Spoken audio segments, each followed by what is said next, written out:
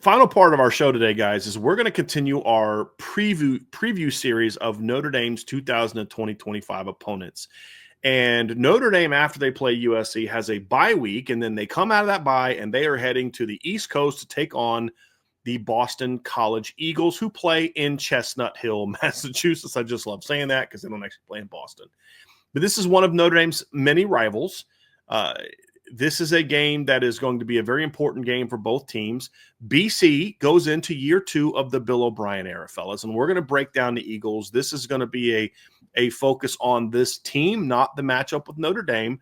And when we look at this Eagles team, fellas, Vince, it's I'll be honest with you, they were better last year than I thought they were going to be as we kind of kick this thing off and we start talking about who Boston College is. But as you go into this year 2 of the Bill O'Brien era, I'll tell you, I'm more optimistic about this team going into year 2 than I thought I would have been, because I wondered how good the fit was going to be with Bill O'Brien at Boston College. I wondered if like the not just the fit of him there, but also the fit of the players that he had to him. And we're better than I expected. They went through their ups and downs last season, and we'll break all that down. But I look at this, fellas, and I say this is a team that, for me, last season really surprised me and was better than I thought. And Bill O'Brien showed an ability to adapt for a while that I didn't know that he really had in him, and took him to a bowl game and were a couple blown stops in the second half from winning a couple more games. They should have beat Louisville last year. Man, they threw that game away. They should have beat Louisville last year. So I was impressed with the job that Bill O'Brien did in year 1. Now the question is, guys, let's kind of recap year 1 and look into year 2 is, can they take this to another level? That's going to be the next question for them. Look, I think your reservations were accurate. They were on point when he took that job. I think we were all kind of like, okay. Yeah, it's interesting. Yeah, right. Exactly. Good luck with that. Right. And in year 1, I think you can, exit year 1 thinking things were positive and are headed in the right direction. I still think the jury's out as to whether, Bill O'Brien's the right choice at Boston College. I think, again, the trajectory is headed in the right direction. But you know how college is, man. Like, the NFL almost feels like there's a reset every year. Like, college almost feels, I guess it's changing a little bit, but college is more blended from year to year to year. And I feel like, okay, let's see what happens in year 2 and then year 3 and kind of where things go from a recruiting standpoint and all that. You know what I mean? Yeah, that's very fair. But with that said, I do think he did a good job in year 1. Yeah. You know what I mean? And so let's see what happens in year 2. I do know what you mean, Vince, but I think that's also a very fair thing. Is I'm messing with you, but I know I keep saying you can look at it and say, well, he did much better in year 1 than I thought he was going to do. I did not think they were going to make a bowl game last year, and they did make a bowl game last year. And you look at the different things about it, but it's also like, okay, they beat Florida State at Florida State. That team ended up stinking. Right. Had a close win over Michigan State by 4 points at home. Michigan State was 5-7. They had a 1-point home win at home against Western Kentucky. They ended up being like a not very good 8-6 caliber team. Lost at Virginia, lost at Virginia Tech, beat Louisville, lost at SMU, beat a mediocre to bad North Carolina team, beat a Pitt team that was reeling and banged up at the time, and then had the one good win they had was at home where they upset Syracuse in a big win. So, and then they lost their bowl game to Nebraska. So you can say, like, okay, they were also a couple plays. You're talking about how they were a couple plays from being better. And well, I could point to a couple plays away where they were maybe worse. And I think that's where you kind of get into year 2 is, okay, which way do they go? This great first year, this is a very encouraging first year, but now that people kind of know what you're going to do schematically and they know your players and that kind of stuff, can you keep it going? And that is going to be a big question for this team as they go into kind of year 2 of Bill O'Brien. And this is the year, Vince, to your point, that I think we really find out just how good Bill O'Brien is as a coach, because of like what you said, is there is so much more that's going to be known. You can't, there's a lot of things about it. The schedule, there was no Clemson on last year's schedule. They have Clemson on this year's schedule. There's no Notre Dame on last year's schedule. So, but we're going to learn. I think it's fair to say we are going to learn a lot more about that this year than we did last year. Yep, for sure.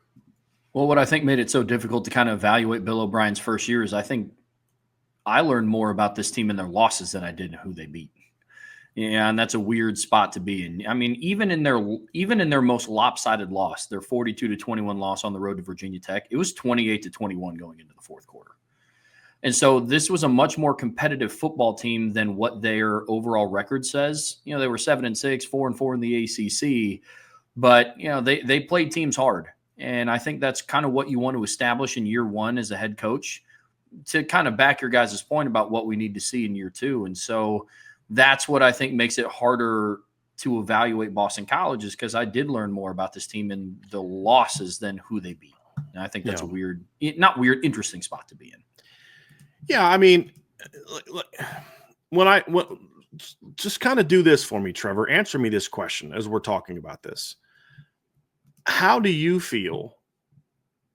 How would you grade year one for Bill O'Brien at BC based on maximizing the talent, improvement throughout the season, like all the different things that go into what evaluate a football coach beyond recruiting, just as far as coaching the team that he had? How would you grade his first season there?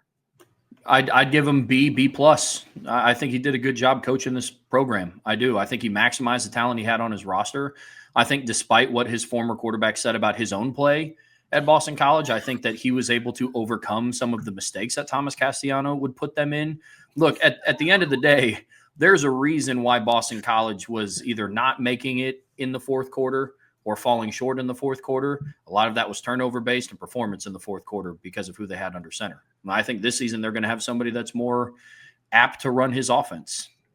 I'm sorry. Can we talk about that for a second? Because that is an absolutely hilarious response, and you did it so subtly. But no, I think that is something that where the biggest thing for me is where I give Bill O'Brien a lot of credit, is that he was able to win for a time with a quarterback that did not fit his system.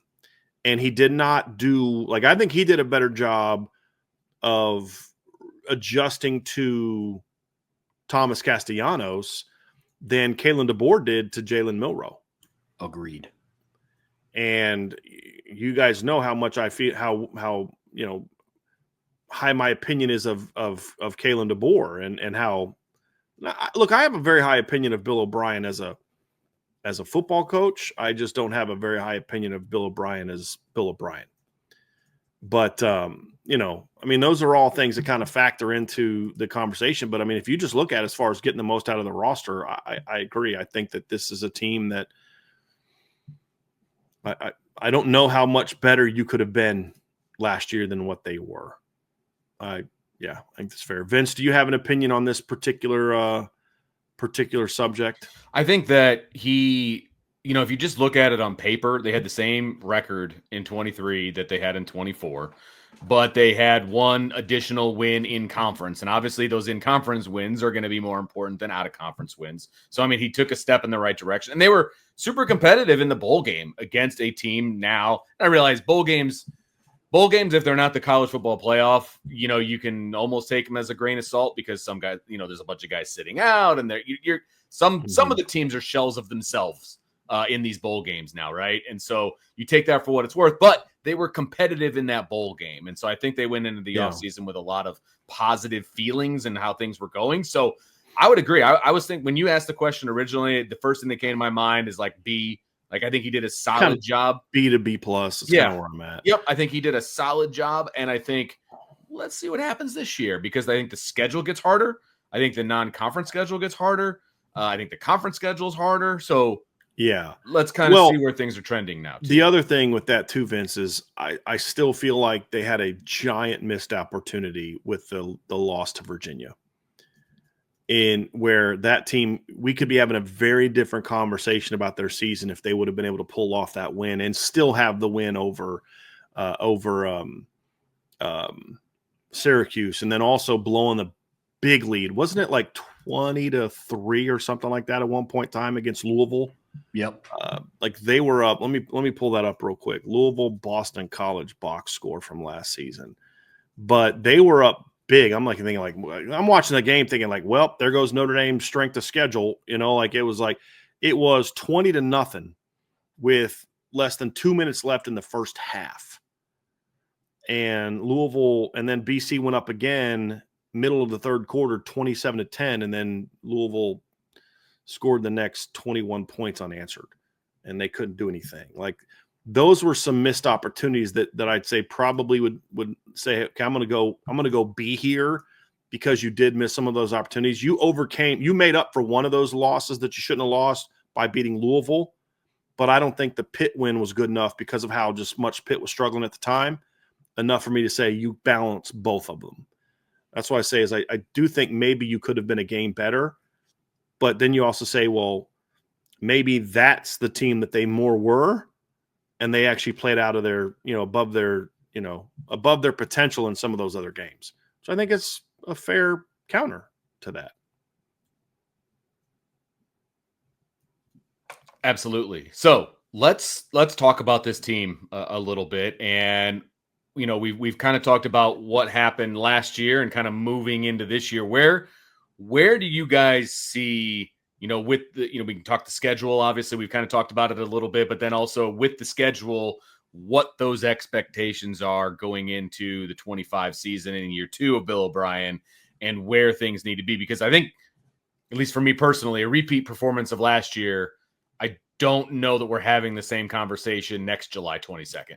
When you say repeat, do me a favor, tell me what you mean by a repeat performance, and because I may feel differently than you do, but I don't know which direction you're taking it. So are you saying if they go 7-6 again, that we're probably not as high on the job Bill O'Brien's doing next year? Is that what you mean? I would say 7-6 actually might be an improvement over last year, because I think the schedule's harder. That's why I'm asking, what do you mean by? So I just mean by losing some of those games, those one possession type games that they lost last year. They got to put a couple of those in the win column.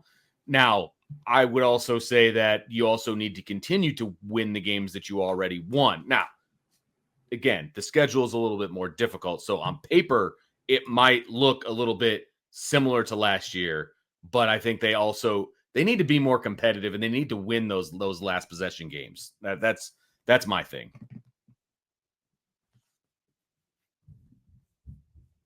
I'll say what my expectations are, Trev, and tell me if you feel the same. I just feel like what we need to see from BC again this year is growth as a program on and off the field, meaning coaching and recruiting. That's what I need to see. And you can't take a step back record-wise. Because I think that's where I wanted to have you kind of answer the question, Vince, is because if they go 7-6 again, with anything, it's, well, how does the 7-6 get put together? That's always a question mark. But it's more so, okay, are you a better team than you were a year ago? You could be hey man, you did a great job coaching this year, and say like Wisconsin could go 5-7 this year, and you're like, dude, they were better this year than they were last year because their schedule's so hard. And that's the thing for me, is like, just don't regress record-wise while growing as a program. That's going to be a big key for me, because when I look at Boston College, I mean, there's some talent there, but I also look at their projected starting lineup guys, and I see a lot of, on offense especially, a lot of junior, sophomore, junior. There's a couple seniors, sophomore. A lot of guys that have eligibility to come back and really take this thing to another level. Because I think year 3 is where you're going to really see a jump under Bill O'Brien, but you just can't have that devastating year 2 step back that then stunts your ability to then take it to that next level the next year. So when I talk about expectations, that's it for me. And if you can improve upon last year's record with the schedule that they're going to play, and pull that up here in a second and look at that. But actually, let's just pull it up now. When you talk about expectations for the season, this is not going to be an easy go of it for Boston College, fellas. I mean, let's just look at the schedule now, and so we've hinted about it, but so people can kind of put some eyes to it. You've got your opener against Fordham. They're a bad FCS team. You're right in game 2. You're getting tested big time playing at Michigan State. We've talked a lot about the Spartans. I don't know about your opinion, Trev, or Vince, but Trev and I both think Michigan State's going to be a quality Big Ten team this year. Certainly a tough game on the road. You only beat them by 5 last year at home. I am a let's put it this way. I'm buying stock in Michigan State. Okay. I am a fan of that hire that they made. I'm a fan of the young quarterback. I think he took some lumps last year. Mm-hmm. I'm buying Michigan State stock. So we're all on the same page with the Spartans. Yeah. Then you play at Stanford. I mean, that's a team you should beat if you're Boston College, but that's not going to be a cakewalk playing that game on the road. So 2 of your first 3 games of the season are against P4 teams on the road. Then you have a bye. Then you come back and play a scrappy Cal team. I don't know what Cal is going to be this year. They were scrappy last year, but with all the portal comings and goings, I don't know what to make of that team. At least you get them at home. At Pitt on October 4th, that's going to be a real tough game. You got Clemson at home. That's going to be a really tough game. Guys, we could be sitting here talking about BC being 3-3, and you're like, dude, they've had a great start so far because they were able to you lose to Clemson, lose to Pitt, lose to Michigan State. Well, not a great start, but like they play well, I should say, and still be 3-3 if you lose those games close. Then after that, you've got UConn at home, should win that one, but UConn was a quality team last year that went 9-4. Jim Moore is doing a great job with that football team. Then you're at Louisville, then you're home against Notre Dame, home against SMU. So your first 2 games of November are against playoff teams from last year. Then you play a very underrated Georgia Tech team. You get a bye, and then you finish at Syracuse. That is a brutal schedule for Boston College. Brutal schedule. If he takes them back to a bowl game, that's a heck of a coaching job. But as long as like the 6 wins aren't all like 30-plus point blowout losses. Vince, you nailed it. Be competitive in those big those games. Look, you're going to get blown out at least once. I'm sorry. It's probably going to happen. Between at Michigan State, at Pitt, home against Clemson, at Louisville, home against Notre Dame, home against SMU, home against Georgia Tech, there's a chance you're going to get whooped pretty good in a couple of them. That's 1 or 2 of them. That's fine. Bounce back. But that's a tough schedule, fellas, and not exactly the kind of schedule you want as you're looking to grow your team in year 2. But but your schedule is your schedule, so you got to figure it out, and you've got to be able to pull off a couple upset wins. So like expectations are, they're higher this year than they were last year. So and whatever you want to say about it, people look at record. People don't buy, like fans typically don't buy the, I know our record is worse, but we were actually a better team thing. Like I think we may do as analysts, just because it's more of a different type of an emotional reaction. But there's a world in which BC is 5-7, and they're probably a better team than they were a year ago.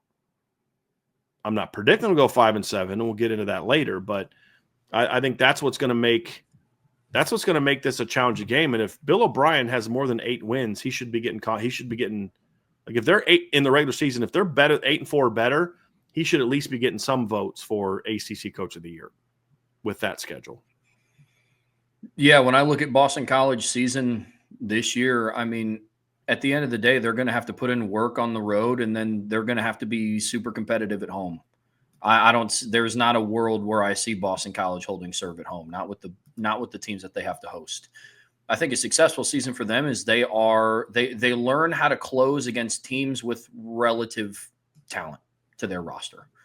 What I mean by that is you can't have a head-scratching loss to a really bad Virginia team like you had last year. You learn to close against teams that have a comparable makeup to your roster. I don't see a world today that they're finding ways to close against Clemson or against Notre Dame, or I just don't see that for them. But as long as they are competitive in those games, even if it ends up being somewhat of a blowout loss, you go and you look at the final score of what their game on the road against Virginia Tech was last year. And for all intents and purposes, 42-21, people look at that, to your point, Brian, about Vans, and they don't say that that's a competitive game. But if you dig a little deeper, it's 21-28 going into the fourth quarter. Do they have one of those at home in them against a Notre Dame, against a Clemson, against an SMU, against a Georgia Tech? Potentially. But you look at their schedule on the road, and they're going to have to be competitive. They play 5 games this season on the road. None of them are easy, but easier compared to who they have to host. And so that's going to be interesting for how that goes for them. But they're going to have to find a way to close in games against Cal, against an SMU team where we're unsure about what they're going to be. At Syracuse, find a way to close. But it's going to be an interesting season for them. That's for sure. All right, well, let's jump into this team, fellas, and let's talk about it. And why not start on offense? Because that is who that is where you're going to see the makeup of the head coach, right? I mean, that's who Bill O'Brien is. He's the offensive side. He's going to win at BC. Right. He's going to have pretty good offenses. 100%. So has he set himself up to be better on offense, after year one, Brian? Well, I mean, there's different ways to look at that, Vince. The first being, I actually think they showed some positive moments last season on offense, but it was difficult for them to really get the offense going because they just didn't have a quarterback for a chunk of the season that really fit their system. Finished the year averaging 28 points a game, finished the season averaging 365 yards, 5.3 yards per play. But they never really looked super comfortable early in the season. I mean, 3 of your first 5 games, you're sub 300 yards. And then they eventually made a move at quarterback to a player that I would argue has got less physical talent in Grayson James, but a player that is more suited to Bill O'Brien's offense, and that I would argue is also someone who has a little bit more of a team centric mentality than the quarterback that they had for most of the season. So I think that's a fair way to say it. But look, in their 4 games with Grayson James at quarterback, I would argue that was some of their best stretch of football that season offensively. I mean, they scored. They played SMU, North Carolina, Pitt, Nebraska, the 4 games he started. He did come off the bench against Syracuse. But in those 4 games, fellas, they averaged 419 yards a game. Actually, that's not correct. I did the math. I did incorrectly there. I added a game twice. But they, in those 4 games, let me just get this correct, they averaged 391.5 yards per game. Consider that they only averaged 365 on the season. That's a significant jump. And you can say, well, who'd they play? Okay, it's a very fair answer. They played SMU, North Carolina, Pitt, and Nebraska. So it's not exactly like murderers row. This is a team that earlier in the year, offensively, fellas, had games of 298 yards against Missouri, 292 against Michigan State. They only went for 279 against Western Kentucky on offense. Only went for 319 against Virginia. So I think what you saw was twofold. One is players that were getting more comfortable in the system, which is a complex system. But you also saw a quarterback that just you can rally around and better fit the system second half of the year. Now, will Grayson James be the starter again? We'll talk about that in a second. Will he get beat out? But I think this is an offense that you need to be in it longer to thrive in. It's a complicated pro-style offense. I think Bill O'Brien did a pretty good job of tinkering it to fit Thomas Castellanos, but he widely made the decision to go to somebody else later in the year. And as you said, Trev, contrary to the quarterback's statements, he did not carry that team the way he thinks he did last season. But I think my expectations is you've got to grow on offense this year. And there's the tools there to get there. There's one big potential stumbling block, guys, but there's a lot about this BC offense that I like. The 2 question marks being, and we'll get into them, is who's your quarterback going to be in your offensive line? We'll talk about those in a second. I want to, but we'll talk about the offensive line a little bit, but I think that that first part or the second part is the big part. That's the big key. I've reached out to a guy I know that covers BC. Hey, man, where's the quarterback battle at? He said, look, it's legitimately a battle. And it's between Grayson James, who started the last 4 games of the season last year, threw for 237, 192, 253, and 301 in those games.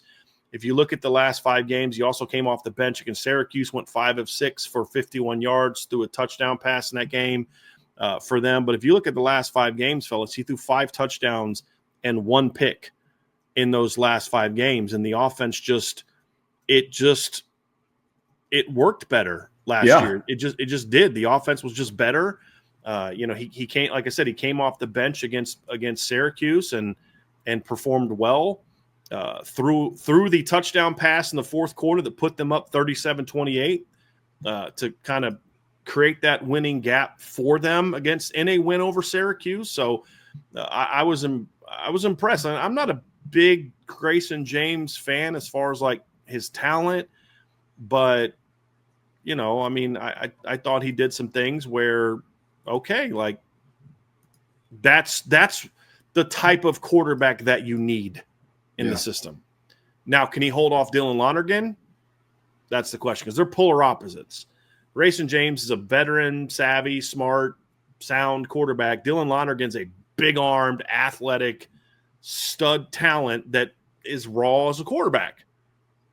And my opinion is, if this team is going to reach their full potential, you need Dylan Lonergan at quarterback. I love this kid's talent. Now, he's raw, but I love his talent.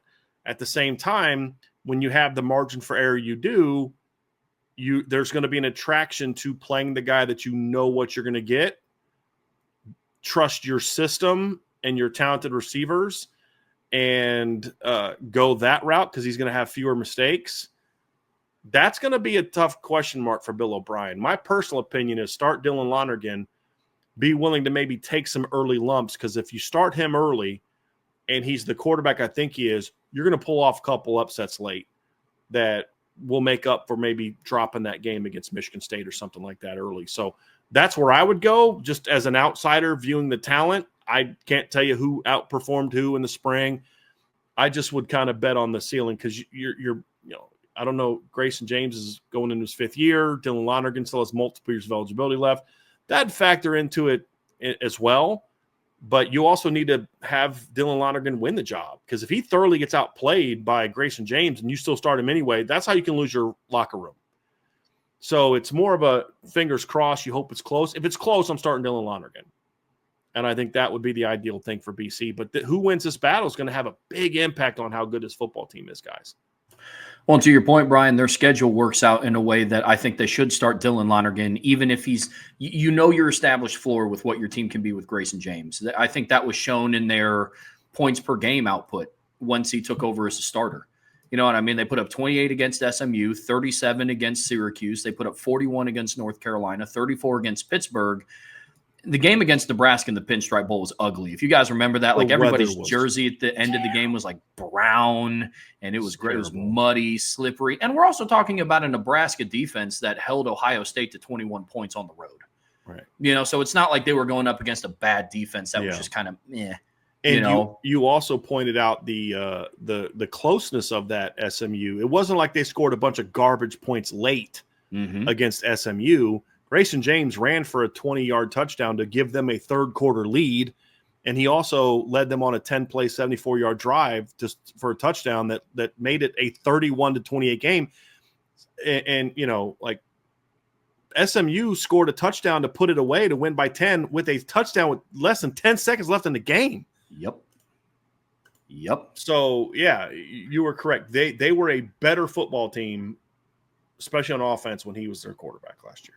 And that was just a guy playing point guard. That wasn't somebody with the upside of a kid like Dylan Lonergan. And if you're going to get his feet wet, you do it against Fordham. You do it on the road against Michigan State and on the road against Stanford, which, the road game against Michigan State we talked about is going to be tough. But if you play it out in the inverse and you let Grayson James start to then eventually let Dylan Lonergan take over, what game do you implement him in? On the road against Pitt? Home against Clemson, on the road against Louisville? Like Trev, could you see them doing something where it's like they're going to play both of them the first 3 games to let Dylan get comfortable, and then maybe so they play Fordham, at Michigan State, at Stanford, then a bye, then you're home against Cal. Maybe it's that Cal game where it's like, okay, now we're turning the reins over. Could you see something like that if they aren't quite ready to give Dylan the whole thing? Absolutely. I hate that, man. I don't mean to jump in. I hate the two quarterbacks. Well, I mean, I get it. I understand where you guys are coming from. I think it depends on why you're doing it. Okay. If your thing is, listen, this is our guy. It's kind of like how Clemson did it with Trevor Lawrence in 2018. Like, he's our guy. Yeah. But we've got this veteran quarterback. We want to remove some of the pressure of this young, talented quarterback and say, we're gonna ease you into this thing. And then when you're ready, we're going to hand the reins over to you. That's kind of how I see it. I don't view it as like a 2-quarterback system per se. Okay. Like when Steve Spurrier was doing that with wasn't it like Rex Grossman and like Jesse Palmer or something like that? It was like Noah Brindise and some like he did. That's not what I'm talking about. Felt like, yeah. I'm saying is basically Grayson James is hold down the spot till you feel Dylan Lonergan's ready to take it over. If you're not sure he's ready to do that going into the season. And then the other thing too, I've said this before, is when you start a young quarterback and he struggles, you can wreck his confidence a little bit. And now you've got to turn to your veteran. Like, I'd rather maybe, like you said, is maybe Grayson starts, Dylan gets his role, and then eventually you bring him along, because we're talking about a guy in Dylan Lonergan, man, who has 8 career passes in his career, who's thrown for 35 career yards. Like that's my thing. So like, I'd be okay. I mean, it is Fordham, so maybe that factors into it, where it'd be different to playing Miami and A&M the first 2 games, or Texas in the first game, or Ohio State the first game. But Spartan Stadium in week 2 is not going to be an easy thing too. So like, that I agree with. 100%. That's where I'm saying is like, okay, it's more so you're playing 2 quarterbacks until your younger, talented guys ready to take over. Do you take the risk, I guess, of having your veteran, take those snaps in the first game and succeeding to a high level because it's Fordham, you know what I mean? And then, eventually he's going to be benched, and it's like, if you're a smart coach, you don't care about him thriving against Fordham, because you know what went into that. That's like, dude, he was wide open receivers and they couldn't cover Lewis Bond, and they couldn't cover. From a locker room standpoint, do you think that? No, I think players get it too, because that's what I'm saying. He's going to play both of them in game 1. Okay, that's the whole thing. Is it's not. I got you. Play Grayson James. He's the guy every snap. It's Grayson starts, and then series 3 you bring in Dylan, and then he then gets to make his plays against Florida. That could be an option. The other option could be, if it's close, is you just start the more talented player. But what the where I'm coming from is, okay, Grayson James is not significantly, but definitely ahead of Dylan Lonergan to start camp. Just like Kelly Bryant was ahead of Trevor Lawrence for most of fall camp, and then but you knew that eventually he was going to be there. And that's where I'm coming from on it, Vince. It's not where Grayson James is your starter. He plays every snap until you have a big lead. You're playing both of them, because then you also have a standpoint of, you also want to make sure that you keep Grayson James engaged in case Dylan Lonergan isn't ready for prime time. Right. And so you could, the flip side is, you start Dylan Lonergan, Grayson James is checked out, and now Dylan's not ready for prime time. Yeah. So that's why it's best of both worlds. And then if Grayson James lights the world on fire against Michigan State and Stanford, okay, you keep rolling with it. And then, or you could say, hey, look, this is working. We bring in Dylan every 3rd, 4th series. We're scoring points. It's like, he's an athletic kid, and we're rolling. Yeah. But the goal is eventually I think you have to have Dylan's the right to take it over. The communication has to be very good with the head coach and the quarterback's coach. And, I think that's the key, right? Like, it's going to have to be very well handled, because I've seen coaches botch this thing. Oh, yes. You know what I mean? And it feels like that's what happens more often than not. And so that's the only thing that would worry me. It's nothing against Bill O'Brien or whoever they have as their quarterback coach. It's just, it's a very, like, you have to handle this properly. We're not only in the quarterback room, but also with the locker room, for that matter. I mean, and reps at practice and all of those things. So it's just it's a fine line to walk. It's tough. Yeah. Agree. So they do have, I'll say, the one good thing working for both quarterbacks. That's what I was just going to say. Yeah, go ahead. No, you got it. No, it was funny because we're both thinking it. So, but like Vince is going to say, they got really good pass catchers. They do. And I believe this is one of the, again, this isn't a Notre Dame show, but this, one of the things we talked about when the corners was BC, and they're going to have some wide receivers that are going to match up, be a challenge for Notre Dame. So, let's talk about those skills. Trev, this is one of the best receiving cores in the ACC. Yeah. Just full stop. Obviously, Clemson's in a league of their own. But after that, BC, NC State, SMU, there's some teams in this and there's others. There's some teams in this conversation that you're like, there's a battle for who that next best receiving core in the ACC is. And BC's in there. And you and I have had a lot of private and public conversations about our opinion of this Boston College receiving core. Yeah, I mean, they have a lot of talent, man. I mean, between Lewis Bond and Reed Harris, I think they're 2 receivers with very different skill sets that complement each other well. Yeah. And Lewis Bond is kind of like the 5'11", like a little shifty guy. Like he is the, I guess you call him like the Mekhi Lemon of their offense. And then you have the bigger bodied Reed Harris. I mean, he's 6'5", he's almost 230. You know, he averaged 28.6 yards a catch last season, and his breakout last year came in the final games when they had a quarterback under center that was playing point guard. And we've seen, what a player like Reed Harris can do when he has somebody that's willing to take downfield shots and lives within the system of Bill O'Brien's offense. I think they're poised for a really big year, but I'm with you, man. Not enough people are talking about this receiving core in terms of its ranking in the ACC. I mean, right now, I think they're up there with Louisville. I think that they're up there with SMU and some of these other teams. I mean, it's a talented group, no doubt, and they're going to help out whoever starts at quarterback. It is not a surprise, like at all, that Reed Harris had his breakout after Thomas Castellanos was benched. It's not a surprise at all. No. In the first, 4, 5, 6, 7, 8, in the first 10 games of the season, 9 games of the season, Reed Harris had 5 catches on the season. Mm-hmm. He had 1 catch against Florida State. He had 1 catch against Duquesne. He had 1 catch against Missouri. Now, the 1 catch against Duquesne went for 72 yards, and the 1 catch against Missouri went for 67. He had 1 catch against Virginia, 1 catch against Florida State or Virginia Tech. Those catches went for 27 and 46 yards. He had 5 catches that went for 222 yards and 2 touchdowns. But it's just like late in game, or, it wasn't like he wasn't a focal point. Then he goes 0 catches against Louisville, 0 catches against Syracuse. In the last 4 games, let's just go 3 regular season games, because the BC game, he had 2 for 25 against Nebraska. That was an ugly game. You weren't throwing a whole lot in that game. The last 3 regular season games, he goes 4 for 78 against North Carolina. He goes 3 for 85 against Pittsburgh and has a touchdown. He goes 4 for 78 against SMU.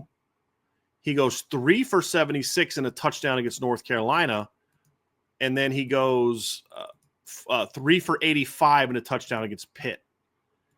And so he was not only making big plays, he was still making the big plays, but he was also started making like more plays. And that offense looked so much different because Louis Bond was still doing his thing.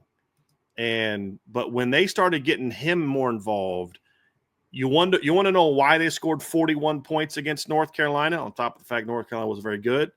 But they had 9 catches for 81 yards for Louis Bond, 3 catches for 76 yards and a touchdown for Reed Harris. Like, that's what it was. It was you had legit playmakers at receiver. And they were such a different team when those guys were put in the game. Such a different team when they were put in the game. And Jaden Skeet is a guy that caught 18 passes last year. This is a team in BC that I say that their receiving core, they did lose Morales, a tight end, but they bring back Jeremiah Franklin this season, a tight end who also had production last year in the pass game. So whose production also took a step up when Grayson James took over as a starting quarterback. He had 27 catches for 311 yards and 3 touchdowns, Trev. And you are absolutely correct. In the last 4 games 27 catches on the season, in the last 4 games with Grayson James at quarterback, he had 15 of his 27 catches in 4 games. Correct. Mm-hmm. That's a great observation. That's not a coincidence.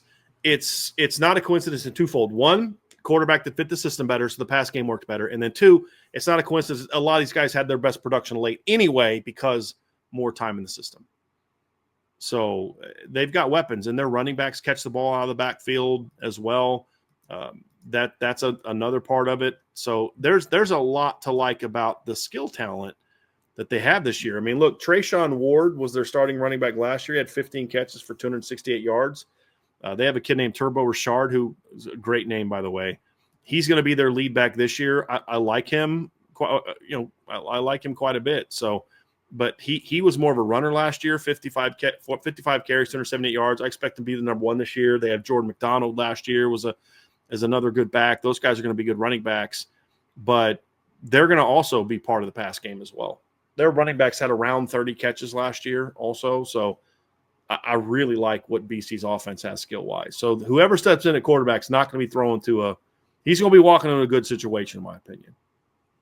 from a skill position standpoint. Yes. The other part of the walking into the situation is, will you be walking when the game? No, I'm just kidding.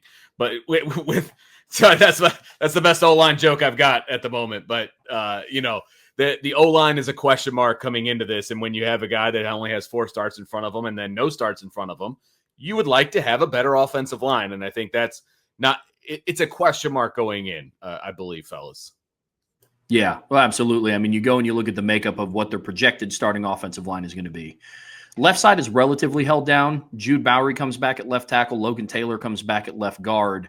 But really, from center over, it starts to become a question mark. You look at their center.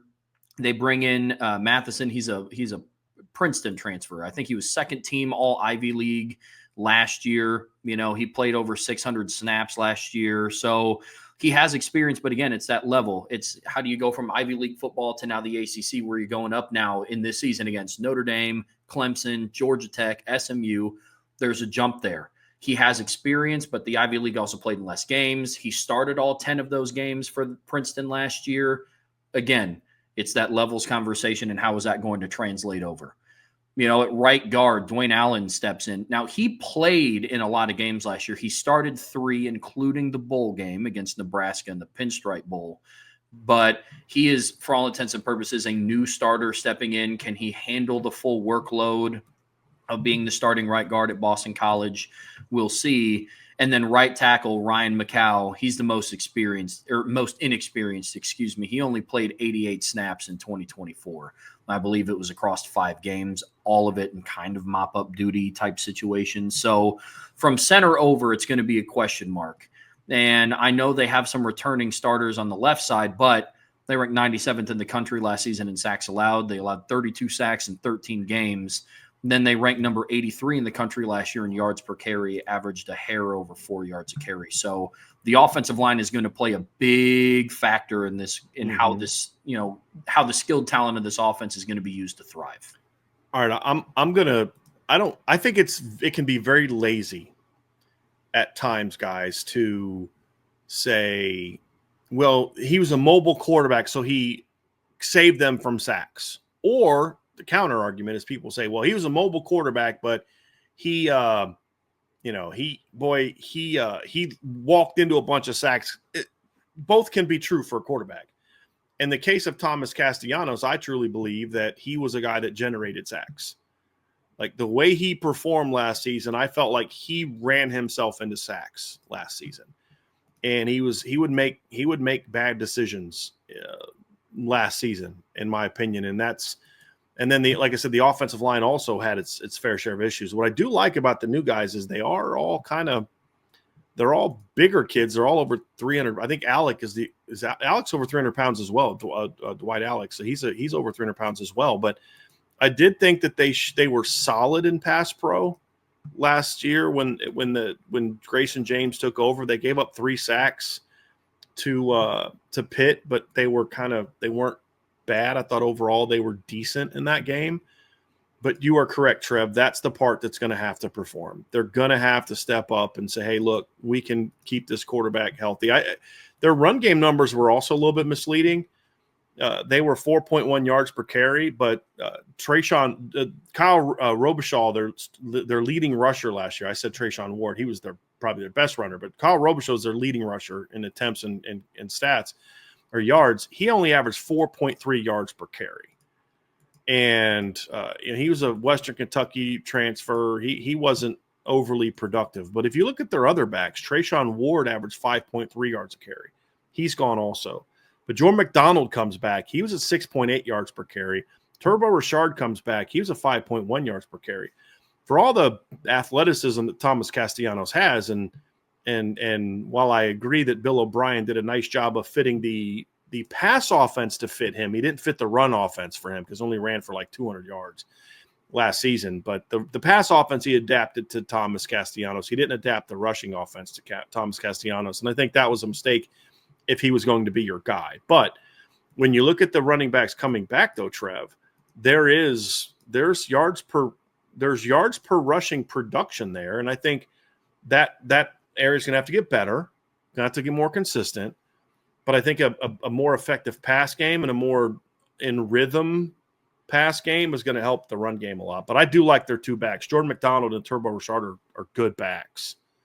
So I think that's going to help them. They have a little bit more athleticism at running back in their number one role this year than they had last year. Yeah, absolutely agree with that. Kai Robichaud was a good running back, but I mean, at the end of the day, he's just he was a little too stiff, doesn't have the athleticism of what these two guys coming back have. So I agree with you. I agree with you completely. But a lot's going to fall on the shoulders of the offensive line. Could not agree more. Let's switch over, Brian, to the defensive side of the ball, because that is going to be another question with this group. You know, you go through and you look, and last season they had some moments. You know, I don't think final score completely, indicates how well they played last year. When you go back and look at the final score of their games, I mean, they held Missouri to under 30. They held Virginia to under 30. But again, it's then towards the end of the season, you kind of started to see a little bit of it. SMU put up 38. Pitt put up 23, and it was a really injured Pitt team. Virginia Tech put up 42. Louisville put up 31. And so the name of the game for their defense is they just have to be a more consistent unit this year. They had some individual players put up some really gaudy numbers, but consistency. Doing that without their edge player, their defensive end who had 20.5 tackles for loss and 16.5 sacks, 15 more hurries, 3 forced fumbles is going to be a challenge. Yeah. Like, you weren't a very good defense with him. Yeah. How, are you going to be able to get better without him? I think that's I would say this, Trev. I think the offense is going to be better this year. I'm confident in saying that the offense is going to be better this year. Do you agree or disagree with that statement? Absolutely agree. The side of the ball that I have the most concerns about is defense. Because when you look at what they've got coming back, I do like the Quintavious Hutchins kid. I think he's got some tools. He had 13 hits plus sacks on the quarterback last year. It's pretty good. I really like their linebacker core that they have coming back. Their secondary might have one of the better safety tandems in the ACC, especially in the run game. Their cornerback tandem comes back. It's the D-line that's the big question mark. They actually have a lot coming back. I mean, you've got 4 starters coming back in the secondary and 2 of your 3 starters coming back in linebacker in your 3-3-5 alignment. 1, 2, 3, 4, 5. This is actually kind of funny. Did you ever notice this, Trevor? Am I counting this right? In Athlon Sports, they only list 10 starters for BC. Did you ever notice that? 3 D linemen, No. 3 linebackers, and 4 DBs. But I just noticed that in there. But what they do up front is going to be the key to this team, because they're a 4-down team. They're a 4-2-5 team. How they perform up front with some new faces is going to determine how good they are. Because as you said, their offense is going to be better. It's still not an offense that I want to get into shootouts with every week.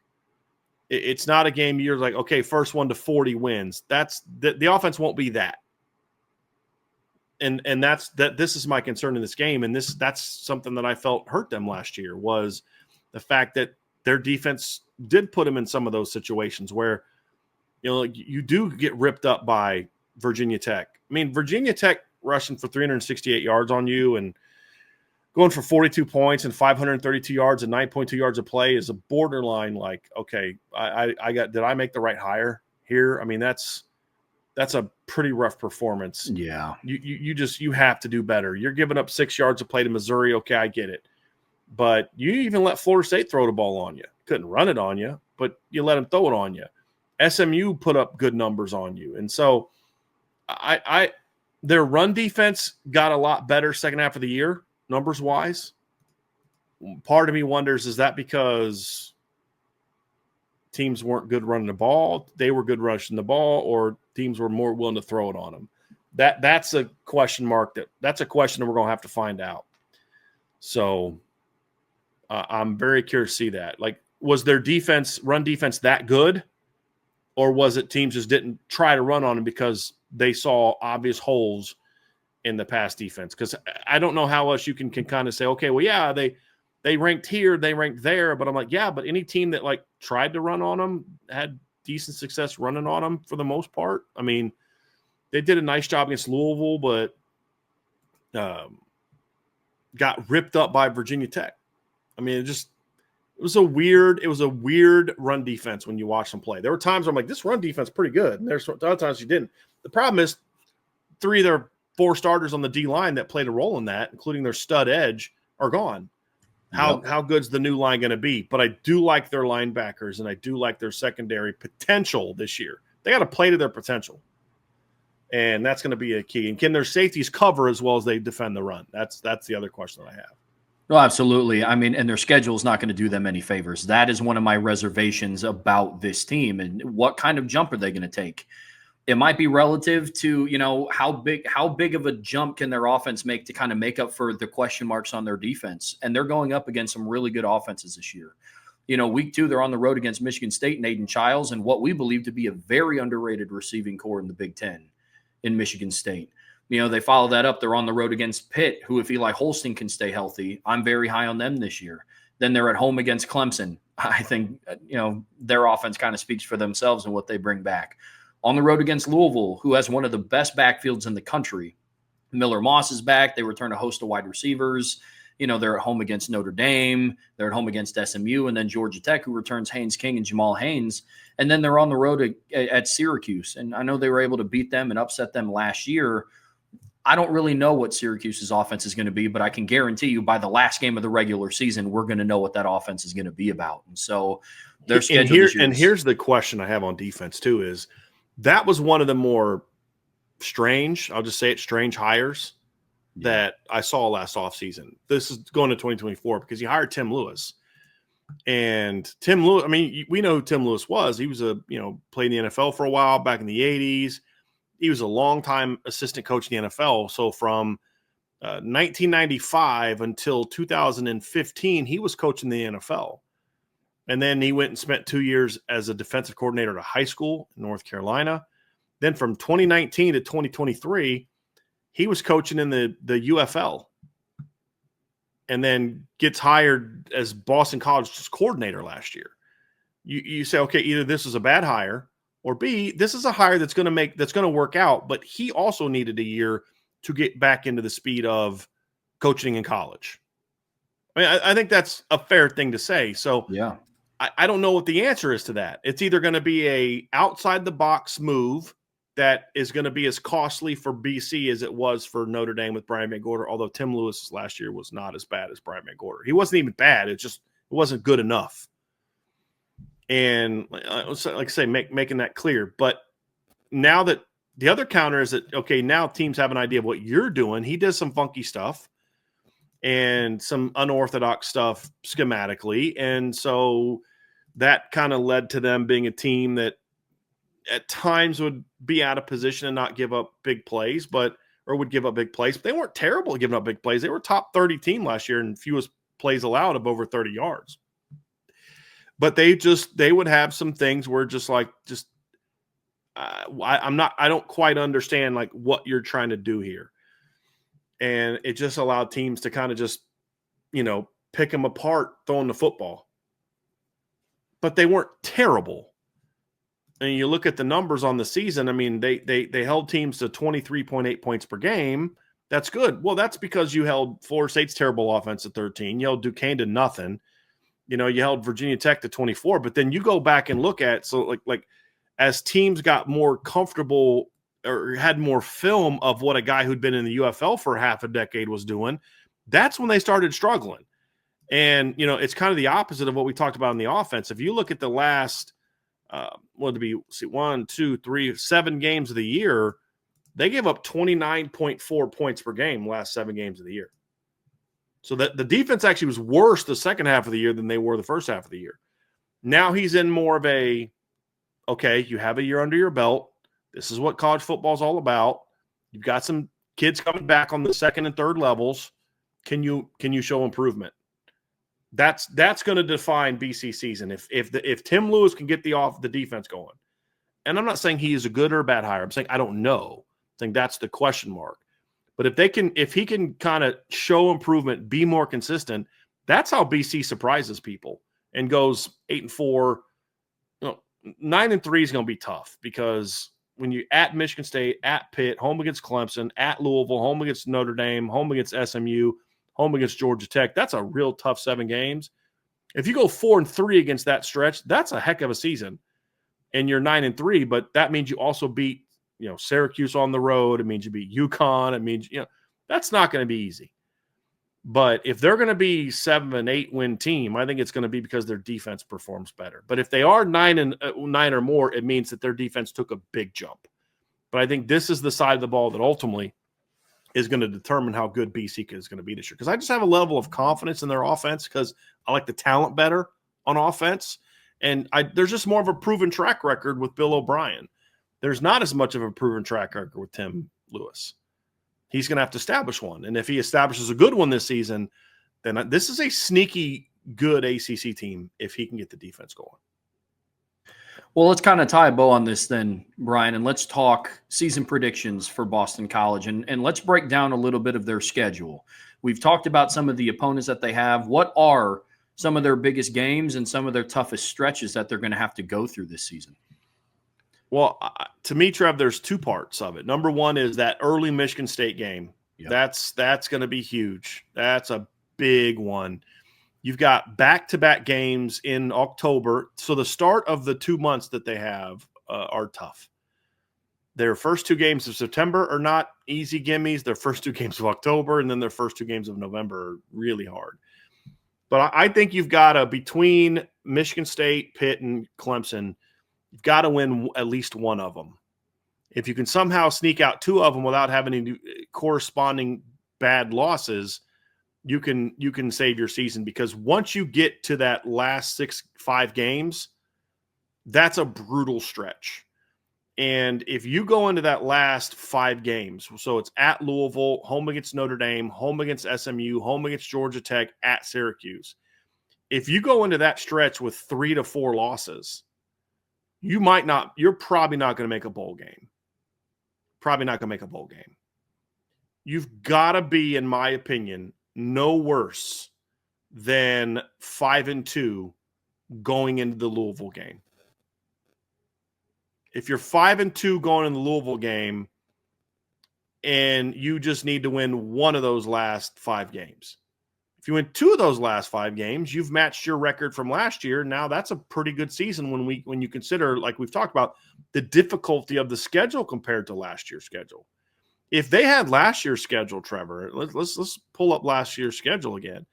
If this season's schedule was at Florida State, home against Duquesne, at Missouri, home against Michigan State, home against Western Kentucky, at Virginia Tech, home against Louisville, home against Syracuse, at SMU, home against North Carolina, home against Pitt, I'm like, okay, you need to be minimum 7-5, probably need to be 8-4. But now this year it's like you drop Florida State and you replace them with Notre Dame. Or let's just say in league, Clemson. You get rid of Florida State, you add Clemson. You get rid of Missouri and you add Notre Dame. Like that's you get rid of Virginia Tech and you add Georgia Tech. Like that's not easy either. You get rid of North Carolina and you add it'd be trying to look at another ACC team that played last year. Stanford, that's the only step down. And then you still play Michigan State, but now you got to play Michigan State at home. You still play Pitt, who you beat last year, but now you got to play them on the road. You played them at home last year, now you got to play them on the road. And you beat Syracuse last year. So like 3 of the 4 teams they played last year, they beat. But they beat them all at home. And I almost think their home schedule is kind of what screws them over. I'd almost rather play Clemson, Notre Dame, SMU on the road than at home. But I would say this, if they have to have one huge upset this season. Between Clemson, Louisville, Notre Dame, SMU, you have to pull off an upset in one of those games. I think that's the other thing when I evaluate their schedule. And you said earlier, Trev, hold serve at home and improve on the road, I think are the keys for them this season. So that's their schedule, Trev. Let's now wrap up with our actual record prediction, and I'll let you start. Yeah, absolutely. So I have Boston College this year going. I have Boston College this year going 7-5 in the regular season, but I do think they win their bowl game to get to 8-5. And I know not a lot of people are going to. It's not going to look like a big dramatic jump because the regular season record is going to mirror what it was last year. But given the difficulty of their schedule. I do believe that this is going to be a better football team than what it was last year. I just think that there's going to be some teams that they just can't get over the hump with. Yeah. I have them losing to Pitt, Clemson, Notre Dame, SMU, and Georgia Tech. Okay. But I also have them beating Michigan State on the road. I have them beating Syracuse on the road to wrap up their regular season. And I do think in some of their losses, it's going to be competitive, but I just have a little bit too many questions about their defense in some games where I think it could be closer. I think the Georgia Tech game could end up being closer, even though that they lose. I think the SMU game, similar to last year, could be closer. But I think when it comes down to it, to your point, Brian, I don't know if this is an offense yet that I would be comfortable in a shootout. However, it would not surprise me if games like an SMU or a Georgia Tech or even a Pitt, if it ends up being a shootout, we know a little bit more about this offensive identity for this team, that they come into their own a little bit and they are able to pull off a win. But right now I have them at 7-5 and then 8-5 with a bowl win. I have them at 6-6 because I just think that schedule is too hard. I have them losing. Definitely, I have them losing to Clemson, Louisville on the road, and Notre Dame. Like, those are 3 definite losses. Then it's between at Michigan State, at Pitt. There's a better chance you lose both of those than you win both of those. And I also like this Pitt team. But those 2 games on the road, you've got SMU, Georgia Tech at home, and then at Syracuse. At Michigan State, at Pitt, home against SMU, home against Georgia Tech, at Syracuse. I don't have a lot of confidence they go 3-2 against that schedule to go 7-5. And then you've got to hope that you don't have any stub your toe moments like against Cal or Stanford or UConn, who's a 9-win team last year. So I have them at 6-6 right now with the definite losses to Clemson, Louisville, and Notre Dame. If they can pull off, if they can be a really good home team and maybe, knock off SMU and Georgia Tech, or at least one of them, then you have a shot to go 7-5, 8-4. But I think their game at Michigan State in week 2 is going to determine whether or not they can be an 8-win football team. Because based on what you said, you have them winning that game. Based on what you said you had them losing to Pitt, Clemson, Notre Dame, and Louisville. Who'd you say you had them losing to? SMU and Georgia Tech. SMU and Georgia Tech. So you have them beating Louisville on the road. Upset Louisville on the road. And you have beaten Michigan State on the road. Mm-hmm. If they beat Michigan State on the road in week 2, this team will absolutely have a shot to be an 8-win football team. To your point, that is, to me, the first huge game they play next season. I don't have them winning that game, which is why I then have them go. And I think Louisville's a definite loss for them. But that's going to be a game we learn a lot about this team in week 2. I think we're going to learn a lot about both of those teams, BC and Michigan State, in week 2. Yep. And I'm very much looking forward to seeing it. But that game will determine whether your 8-win record you said, wait, did you say 7-5 and then 7-5 and then the bowl game would get them to 8 wins? Them getting to 7-8 wins is going to be determined by whether or not they can win that game in week 2. Because if they beat Michigan State, they could go on the road and get upset the next week against Stanford. I would worry about like a trap game type of thing, but I think there's enough offensive firepower on this team where they just kind of out talent Stanford there. You come out of the bye week 3-0 against home against Cal. Now you're starting to build some confidence, and that's how this team can maybe roll a little bit and pull off a couple of those upsets that we're talking about. But I think if they lose to Michigan State, I think it makes it a lot harder for them to be a 7-8 win football team. So that's where I'm at. So good one. Good stuff. That's our BC preview. Kenny Moore, appreciate your super chat, man. We appreciate that very much. That's going to do it for us. If you guys want to get more of Trevor, wait about an hour. Trevor's going to be joining the show tonight on IB Nation Sports Beat, which begins at 5 o'clock. I don't think he'll be on there right at the beginning. Is he going to have Pat Garrity on at the beginning? Pat Garrity has an interview.